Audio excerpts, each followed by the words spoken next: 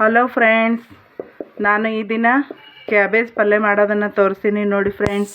ಎಣ್ಣೆ, ಸಾಸಿವೆ, ಜೀರಿಗೆ, ಬೆಳ್ಳುಳ್ಳಿ, ಕರಿಬೇವು ಹಾಕ್ಕೊಂಡಿದ್ದೀನಿ.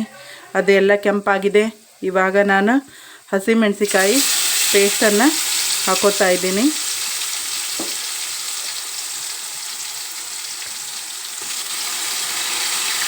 ಮತ್ತು ಅದಕ್ಕೆ ಒಂದು ದೊಡ್ಡ ಟೊಮೆಟೊ ಹಾಕೋತಾ ಇದ್ದೀನಿ.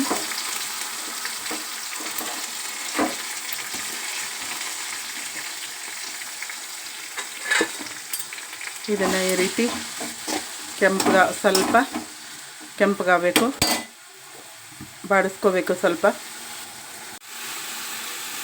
ಕೊತ್ತಂಬರಿ, ಅರಿಶಿನ, ಮಸಾಲೆ, ರುಚಿಗೆ ತಕ್ಕಷ್ಟು ಉಪ್ಪು ಹಾಕ್ಕೊಂಡಿದ್ದೀನಿ. ಇದನ್ನೆಲ್ಲನೂ ಮಿಕ್ಸ್ ಮಾಡ್ತೀನಿ ನೋಡಿ ಫ್ರೆಂಡ್ಸ್. ಈಗ ರುಚಿಯಾಗಿರ್ತಕ್ಕಂಥ ಬಿಸಿಯಾಗಿರ್ತಕ್ಕಂಥ ಕ್ಯಾಬೇಜ್ ಪಲ್ಯ ರೆಡಿಯಾಗಿದೆ. ಇದನ್ನು ನಾವು ಚಪಾತಿ, ರೊಟ್ಟಿ ಜೊತೆಗೆ ತಿನ್ಬೋದು ಫ್ರೆಂಡ್ಸ್.